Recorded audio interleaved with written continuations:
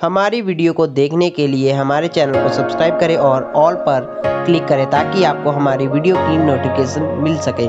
तो आइए आज की वीडियो को शुरू करते हैं। प्रिय विद्यार्थियों, हर घर पाठशाला में और मेरे व्यक्तिगत चैनल कुलदीप आर्ट्स क्लासेस में आप सभी का स्वागत है। कक्षा 10-1 और 10-2 के हिंदी विषय की विभिन्न अध्यायों से संबंधित मेरी वीडियोज़ आप मेरे YouTube चैनल पर देख सकते हैं। प्रिय विद्यार्थियों, जैसा आप जानते हैं, कोरोना के इस दौर में हम हर घर पाठशाला के माध्यम से शिक्षण के लिए उपस्थित रहे हैं। प्रिय विद्यार्थियों, आइए जानते हैं गजानन माधव मुक्तिबोध का साहित्यिक परिचय। गजानन माधव मुक्तिबोध जन्म काल सन 1917 से 1964। गजानन माधव मुक्तिबोध का जन्म श्योपुर कस्बा, जिला ग्वालियर, मध्य प्रदेश में सन 1917 ईस्वी में हुआ। उनके पिता पुलिस विभाग में सब इंस्पेक्टर थे। बार बार पिता की बदली होते रहने के कारण मुक्तिबोध की पढ़ाई का क्रम टूटता जुड़ता रहा। इसके बावजूद भी उन्होंने अपना अध्ययन नहीं छोड़ा और सन 1954 में नागपुर विश्वविद्यालय से उन्होंने एमए की उपाधि डिग्री प्राप्त की।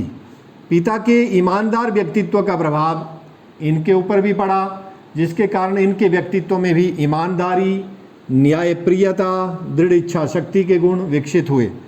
लंबे समय तक नया खून नामक साहित्यिक पत्र का इन्होंने संपादन कार्य किया और इस संपादन कार्य करने के बाद उन्होंने दिग्विजय महाविद्यालय राजनांदगांव मध्य प्रदेश में जो स्थित है वहाँ प्राध्यापक के रूप में अध्यापन कार्य किया। मुक्तिबोध का पूरा जीवन संघर्षों और विरोधों से भरा रहा।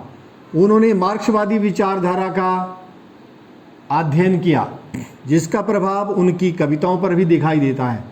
पहली बार उनके कवि होने का पता हिंदी साहित्य जगत को लगा जब 1943 में सच्चिदानंद हीरानंद वात्स्यन अज्ञे द्वारा जो प्रकाशित पहला तार सप्तक था, उस तार सप्तक में इनकी कविताएं छपी। तो हिंदी की ये महत्वपूर्ण घटना थी, हिंदी साहित्य जगत की महत्वपूर्ण घटना थी। 1943 में पहला तार सप्तक प्रकाशित हुआ, 1951 में दूसरा तार सप्तक प्रकाशित हुआ और 1959 में तीसरा तार सप्तक प्रकाशित हुआ और 1979 में चौथा तार सप्तक प्रकाशित हुआ। सच्चिदानंद हीरानंद वात्स्यन अज्ञे जो हैं इनका संपादक रहे हैं। तो कविता के अतिरिक्त उन्होंने कहानी, उपन्यास, आलोचना आदि विषयों पर भी अपनी लेखनी चलाई है।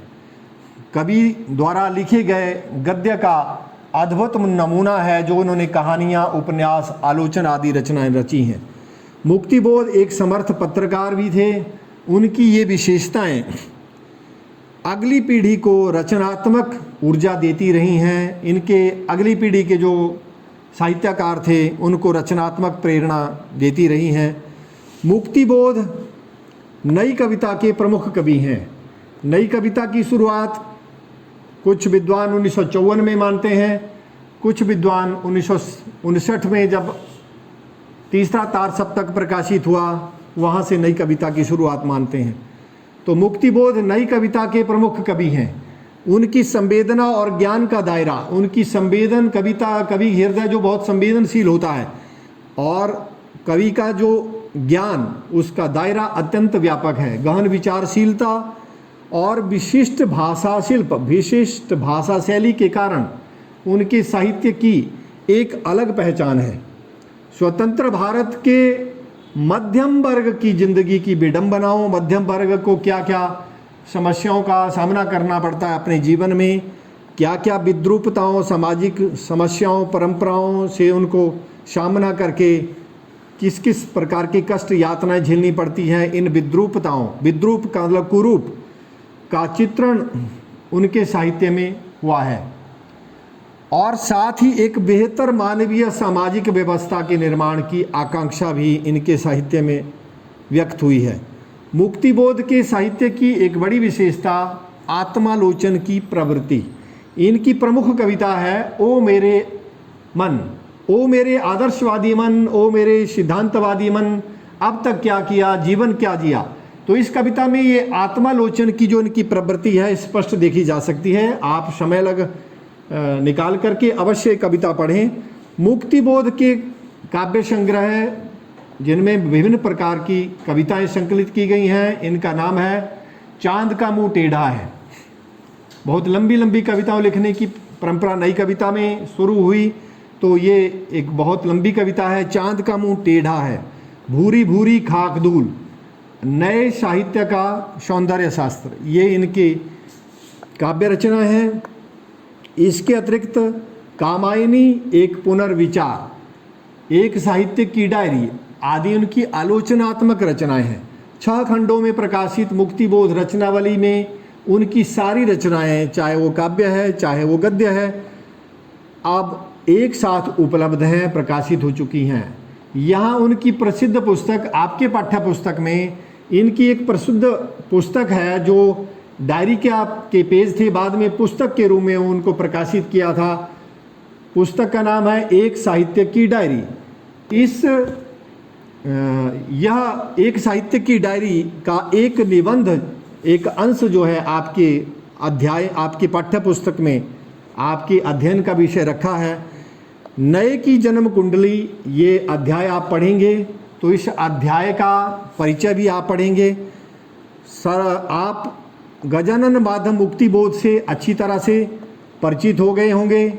उनके जीवन के महत्वपूर्ण जो बिंदु हैं, आप ये भी जान लें, सर्वप्रथम किसी भी साहित्यकार या कवि का साहित्यक परिचय जब आपको लिखना होता है तो पहले जीवन परिचय लिखिए।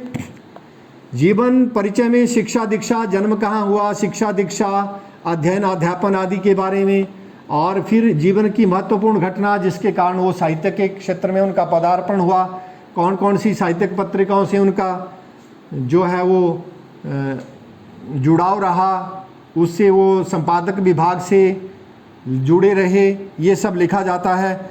उसके बाद उनकी साहित्यिक विशेषताएं और भाषा शैली की विशेषता। प्रिय विद्यार्थियों, मैं आपसे कह रहा था कि किसी भी साहित्यकार या कवि का साहित्यिक परिचय जब आप लिखते हैं तो इस प्रकार क्रम पूर्वक अंत में उनकी भाषा शैली की विशेषताएं और भाषा शैली की विशेषताओं के बाद इनकी महत्वपूर्ण जो साहित्यिक रचनाएं हैं उन साहित्यिक रचनाओं का उल्लेख करते हैं। और तदुपरांत इसके बाद उनको साहित्य के क्षेत्र में अपनी सामाजिक सेवाओं के लिए यदि कोई पुरस्कार प्राप्त हुआ हो तो उस पुरस्कार का उल्लेख करते हैं। और इस प्रकार आपका साहित्यिक परिचय, ये प्रश्न जो है, ये प्रश्नोत्तर जो है वो पूर्ण हो जाता है। तो मैं उम्मीद करता हूँ आज आप गजानन माधव मुक्तिबोध का साहित्यिक परिचय अच्छे से समझ गए होंगे। इसके अतिरिक्त आपकी अपनी पाठ्यपुस्तक, आपकी कक्षा की पाठ्यपुस्तक के अनुसार आपको भिन्न विषयों की शिक्षण सामग्री यदि आप चाहिए तो आप मेरे YouTube channel Kuldeep arts classes पे जाएं और वहाँ आपके अपने विषय से संबंधित आप विभिन्न प्रकार की जो वीडियोज़ हैं उन वीडियोज़ को देखें और अपनी राय जो है कमेंट करके ज़रूर दें। धन्यवाद। जय हिंद।